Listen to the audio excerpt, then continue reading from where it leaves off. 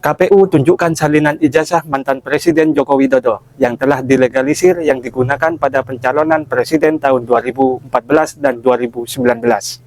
Hal ini menegaskan bahwa ijazah tersebut memang ada dan pernah diverifikasi secara resmi. Pasalnya, untuk memperoleh legalisir ijazah, terutama legalisir resmi, dengan cap dan tinta biru tidak dapat dilakukan secara sembarangan. Proses legalisir hanya bisa dilakukan oleh institusi berwenang dan menunjukkan ijazah asli.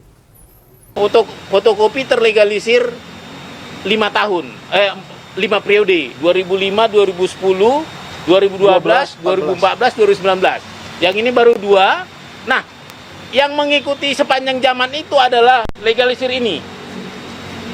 Ini selalu identik membawa jejak-jejak administrasi. Ya. Bagaimana ini keluar ini nggak sembarangan. Ini pasti ada sebuah proses administrasi di baliknya. Itu bisa kita mintakan juga ke UGM. Kenapa ingin mendapatkan legalisir tidak dapat dilakukan sembarangan? Karena ada syarat untuk mendapatkannya. 1. Ijazah asli harus dibawa. 2. Harus membawa fotokopi ijazah. 3. Pemohon merupakan pemilik sah ijazah atau dengan kata lain orangnya sendiri. 4. Legalisasi dilakukan oleh kampus penerbit ijazah atau pejabat berwenang. 5. Ijazah tercatat dan sesuai dengan arsip akademik kampus. Itu artinya Pak Jokowi memang alumni UGM dan UGM pernah memberikan ijazah ke Pak Jokowi. Dan itu artinya juga ijazah Pak Jokowi memang asli. Kalau memang ada yang mengatakan bahwa ijazah Pak Jokowi itu palsu, harusnya tanya ke UGM kenapa sampai dilegalisir. Nanti mari kita di medsos, di mana-mana kasih data yang benar. Ya. Yang pasti jangan sampai kita menjadi fitnah. Ya, jangan sampai kita terjebak perbuatan tidak menyenangkan, melanggar undang-undang. Kita ini bisa jadi peneliti dengan apa? Dengan data yang benar. Inilah data yang benar. Ini resmi dari KPU lembaga negara.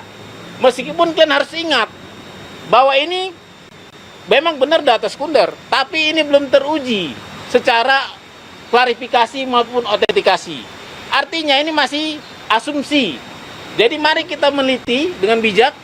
Artinya kalaupun nanti ini kita temukan benar atau salah, kita masih butuh yang namanya yang fisiknya, sumber fisik dari fotokopi ini. Ya. Jadi dari sini ya saya catat kita ini bisa. Ini ada kelebihan dan kekurangannya dari fisik asli fotokopinya. Yang pasti yang kita minta ini kan fotokopi terlegalisir 5 tahun, 5 periode, 2005, 2010, 2012, 2014, 2019. Yang ini baru 2. Nah, yang mengikuti sepanjang zaman itu adalah legalisir ini. Ini selalu identik membawa jejak-jejak administrasi. Ya, bagaimana ini keluar ini nggak sembarangan. Ini pasti ada sebuah proses administrasi di baliknya. Itu bisa kita mintakan juga ke UGM. Dimulai dari siapa yang meminta, siapa yang melegesnya, siapa yang pihak KPU yang memverifikasi administrasi. Ya, itu bisa bisa jadi verifikasi validasi dokumen 5 dokumen tadi. Berikutnya kesamaannya ini dengan yang sumber fotokopinya, saya bilang sumber fotokopi ya, saya belum berani bilang itu asli ya. Sumber fotokopinya, katakanlah asumsinya itu asli ya, adalah semogalah informasi ini ya.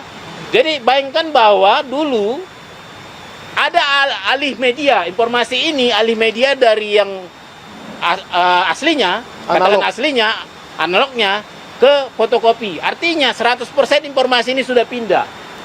Misalnya nama, logo, foto, tanggal lahir ya kan, tanda tangan, ini sudah 100% pindah alih media dan 100% bisa dipertanggungjawabkan jika ada yang ingin menelitinya. Misalnya tanda tangan tuh bisa teliti mungkin nanti netizen ada yang Ahli tanda tangan. Yang punya kebetulan dulu meleges pas di tanggal ini. Kan bisa dicek ini tanda tangannya gimana. Seperti Bang Mike tadi juga, ini kan agak beda posisinya, kok geser ya kan? Nah ini juga agak geser ini dengan data-data yang pernah ada. Nah itu juga nanti akan bisa kita teliti, ya. Dan juga misalnya ada foto, ya, foto juga kita bisa teliti. Tapi khusus untuk foto dan materai, ini hati-hati. Karena apa? Foto dan apa ini tidak mengandung warna ya. Walaupun katanya ini foto hitam putih, tapi mungkin kalau foto aslinya agak beda Ya. juga, nggak harus hitam putih sekali. Tapi materai juga itu kan berwarna. Meskipun bisa kita lakukan analisis tapi terbatas. Ya, tetap terbatas misalnya bentuknya. Ya. Dan seperti misalnya juga yang kita tidak bisa, kekurangan kita adalah kita tidak bisa uji dokumen fisik, uji forensik, ya. Kita tidak bisa uji usia kertas, kita tidak bisa uji usia tinta, Usia tinta. ya. Kita tidak tahu ukuran aslinya, ini kan A4 ya. Tapi kita tidak tahu ukuran aslinya bagaimana. Itu perlu diingat. Jangan pernah kita meneliti ke wilayah itu memakai sampel ini, supaya jangan terjadi fitnah. Saya juga tidak suka kalau nanti beliau jadi dipitnah. Memang benar kita publik, tapi tentu kita juga harus punya batas, ya. Mana yang namanya meneliti dokumen publik, mana namanya melewati batas privasi. Nah, untuk itu, ya, sebagai orang yang punya tanggung jawab moral, ya, saya memutuskan membagikan ini di media sosial saya, ya. Bisa dicek di media sosial saya. Artinya kalau kalian mau meneliti, jangan pakai teliti yang dibikin orang lain. Ya. Takut saya nanti karena ada kebencian, tiba-tiba foto dirubah jadi apa gitu kan? Ya. Tanda tangan dirubah jadi apa, sehingga kawan-kawan terjebak pada fitnah. Karena meneliti sampel yang tidak sekunder. Ini kan sekunder ya?